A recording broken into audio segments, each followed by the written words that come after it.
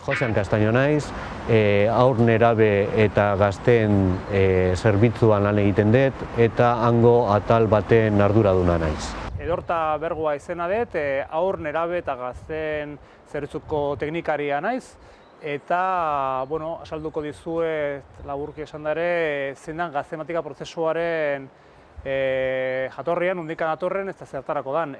Gaztematika prozesuen helburua da azken batean hausnarketa bat egitea ikusteko zein izan beharko litzaken Gipuzkoan gazteri politiketako ordenamendua, helburuak, zer nolako zerbitzuak prestatu behar dituzken nizkideke gaztei eta umiei. Prozesuen helburutako baita ere da adostea gazteri politiketan aritzen gehan eragile guztien artean zer nolako funtzioak bete beharko genituzke eta bakoitzari dagokiona hori ondo adostu, ondo argitu eta azken batean, azkeneko 25 urteko esperientzia hor kontuan hartuta, etorkizunei begira finkatu edo definitu gehiago zein izan beharko litzakeen gazteria deituko genioken gazteria sistema.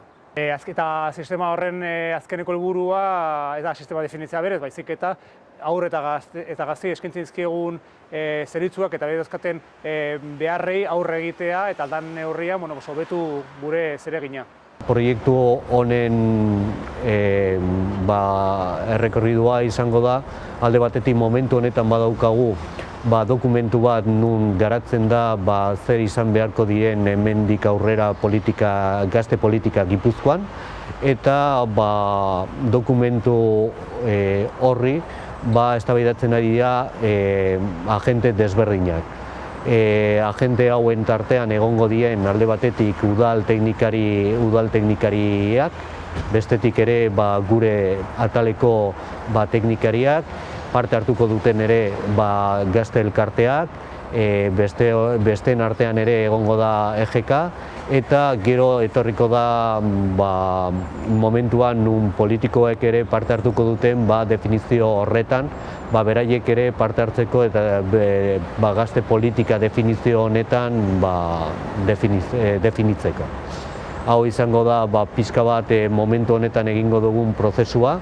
Prozesua gutxi gora bera bukatuko da abenduan eta handik aterako dien emaitzak jarriko dugu plan estrategiko batean 4 urtetarako diputazioak ze tokatuko zaio egiten datorren 4 urtetan. Han agertuko dien zein izango dien ekintza horiek, nola banatuko ditu ekintza hauek eta nola jorratuko ditu.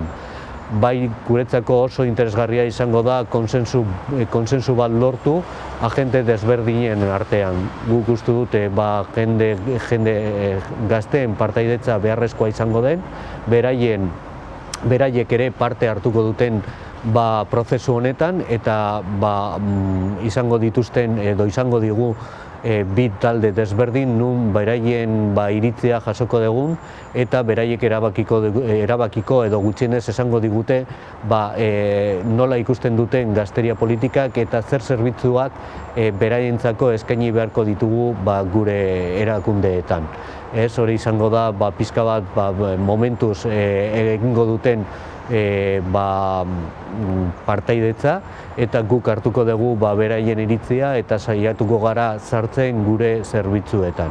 Orduan, gure asmo izango litzake urtearen bukaerako, abendurako edo urtarrilaren hasierako testo adostu bat izatea eta gero hortikan abiatuta eduketarako plan bat martxan jarri nahiko genuke neurri zehatzak edo jarduera zehatzak